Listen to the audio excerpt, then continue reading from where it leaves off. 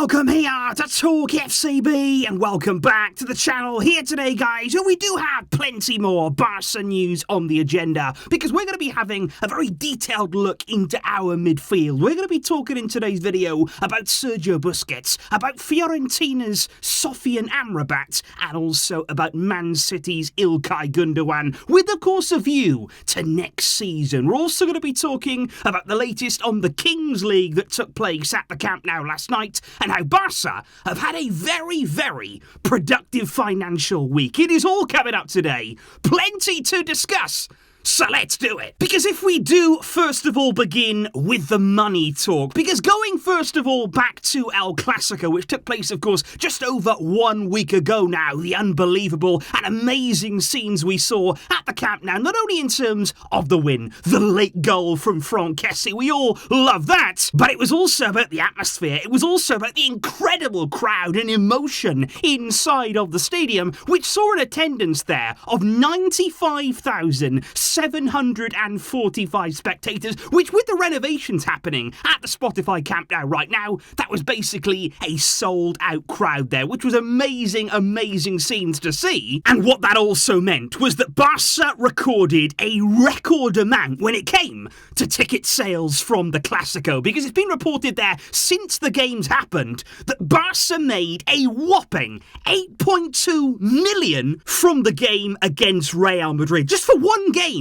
8.2 million, with it being said there that up to 3 million of that figure came from VIP boxes alone. Now, those are huge numbers and massive for the club, because don't forget, it's not only vital for the club to make money in terms of having money and having revenue to make signings and pay wages, all of this kind of stuff, but it's also so important right now that the club generates the maximum amount possible for FFP purposes, because all the money that we generate as a club can help our cause when it comes to La Liga's incredibly strict restrictions. And that is the great thing right now, because it doesn't just stop there when it comes to this wonderful 7 days for Barça, because you look last night at the event that we saw at the Camp Nou. It was Gerard Piqué's Kings League that was in town, the Final Four event there of their tournament, which I think in general is absolutely unbelievable. What Piqué has done there in terms of creating this new format there. Their season started just 4 months ago, and yesterday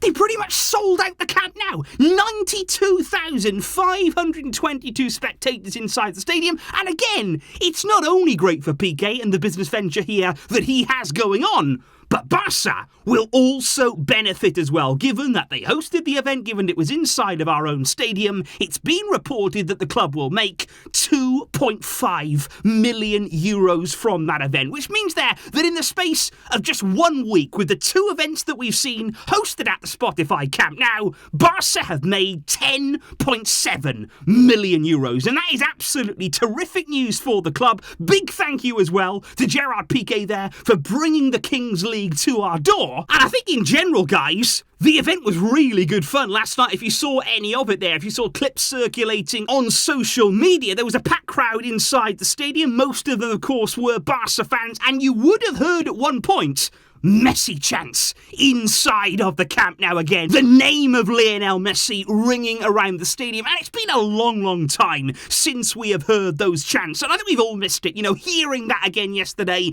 inside of the stadium, it was really special. And there was another chant too that particularly took my attention, because the crowd did start chanting at one point, "Anybody who doesn't jump is a Madridista," which was something there that made Joan Laporta himself leap up from his seat in the president's box and start jumping with the rest of the crowd. The sheer charisma of this man here, he has brought life back to this club, honestly, and I'm sure that we're going to see plenty more crossovers now between the Kings League and Barca, courtesy there of that link with Gerard Piqué, and I'm really interested to see how that tournament develops. But if we do indeed now move on to matters on the field, and especially looking into the midfield position, let's start here first of of all, with Sergio Busquets, who, as we know, is out of contract at the end of the season. Now, only for the very first time since all of this renewal talk has been going on, only for the first time 10 days ago, did Barca actually give him an offer. They have made him wait up until now to actually receive anything from the club, and as of yet, Busquets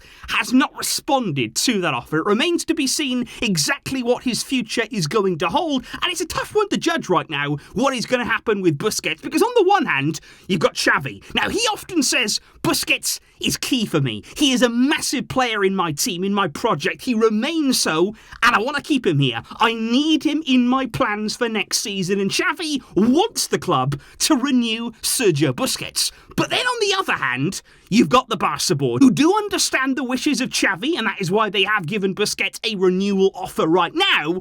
But they haven't exactly rushed into it, have they? They haven't really rushed to the negotiating table to say, look, Sergio, please stay. They're not doing that right now. And that is simply because they're saying to Sergio Busquets, you can stay, but those wages have to come down. The offer that we're going to give you and the offer that we have presented you with here, it's a lot lower. And if you do want to remain at the club, if you do want to continue playing here, you're going to have to accept less. And that is going to be the question right now, because Busquets undoubtedly is going to have bigger offers from elsewhere. He absolutely will. And his decision now is all going to depend on whether he's genuinely ready to wind down his career in Europe. Is he ready to move on from Barca? And if he chooses that, he's going to be well paid for it. He can make a big next move, a big next step in his career, and it can start to wind down. Or does he want to accept a reduction? Will he slash his wages here just to continue in this Barca team, just to continue to be part of this exciting Xavi project for one more season? That's going to be the question. And if I asked you right here, right now, is Busquets going to stay? What would you say? Because then I think it is very, very intriguing, because now we move on to Sofyan Amrabat, the 26-year-old Moroccan midfielder, one of the stars of the 2022 World Cup, playing his football right now, of course, at Fiorentina in Serie A. Now, we know that Barca made a very, very late offer back in the January transfer window to sign him there, pretty close to deadline day. It was a loan offer with no obligation to buy, and it was speculated at the time that Amrabat, he desperately wanted to make that move. It fell through in the end. He was absolutely gutted. And I thought it was really interesting to hear his agent come out over the weekend, and he openly admitted that was indeed the case, because Amrabat's agent said Barca did indeed make a loan offer for Sofyan 2 or 3 days before the market closed, but they weren't able to include a mandatory purchase option, and that was it. He said Sofyan really wanted to go to Barca. He hoped the move could happen because Barca offered a good fee for the loan, but Fiorentina didn't let him go. This part for me is significant. He said if Barca show up, then you want to make that move. But if Barca don't buy you, then someone else will. And I think those are really, really interesting words there from Amrabat's agent, because number one, he's confirmed that Barca's interest was indeed genuine back in January. He's also confirmed there that Amrabat really does want to make the move. He would really like to join Barca, but that last line for me, that's a warning. That is quite openly saying he would like to go to Barca. He would like to join there in an ideal world, but if you're not going to make that offer, if you're not going to come to us, there are other clubs waiting with offers. And I think it's going to be really interesting now to see if Barca do return in the summer to try again to sign Amrabat. There's been lots of talk about whether he could replace Sergio Busquets, but I still maintain the fact he's a different kind of player. It would certainly not be a like-for-like swap. But at the end of the day, there's not many players that can like-for-like replace Busquets in the world of football. Xavi knows that only too well. And we don't know what Xavi's midfield is going to look like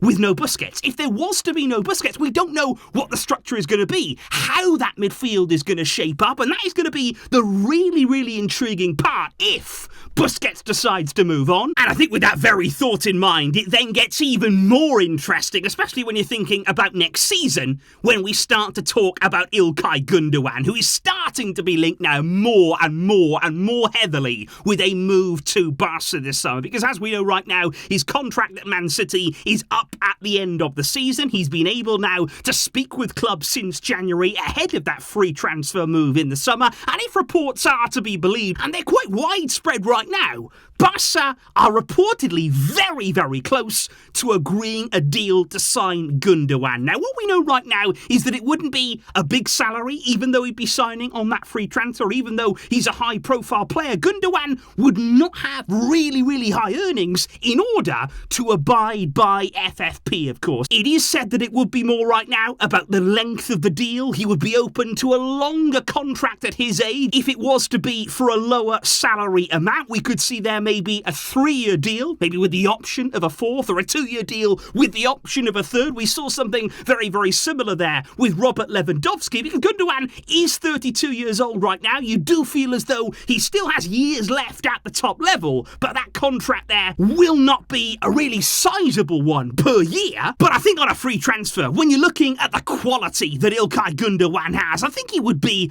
a really astute acquisition. I think even going back, to be honest, to his days at Borussia Dortmund, we were heavily linked, I remember, with Gundogan back in those days, and I always felt as though he was tailor-made for Barca in terms of the kind of midfield that he is, the kind of profile that he is in that area, and I think he's only gone on now to prove that under Pep at Man City. The way that he's really been a crucial part of their team, their midfield, really gluing everything together. And I think he's got so many characteristics that Xavi would be looking to use. He can be creative, he can chip in with goals, he can make intelligent runs, he understands space well, he's very experienced as well, and he's really matured into a very, very good leader.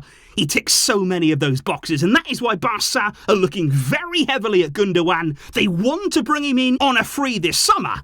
And how do you see our midfield looking? Looking to next season now, guys, what would you say right now would be our starting trio, or maybe our starting 4 in midfield next season? And thinking about depth too, what are our midfield options going to be? And to me right now, it's looking exciting. So please, guys, do indeed let me know your thoughts in the comments down below today. What do you make of the topics that we have discussed there in terms of Barca, the money-making machine, and those midfield options that we've been discussing? Busquets and his future, Amrabat and Ilkay Gundogan. Let me know those thoughts down below. I will, of course, see you very, very soon indeed, with more videos to come as we build up to Barca's return this week. Thank you indeed, guys, for all of your support every single day. I really, really do appreciate that, and I will be back soon.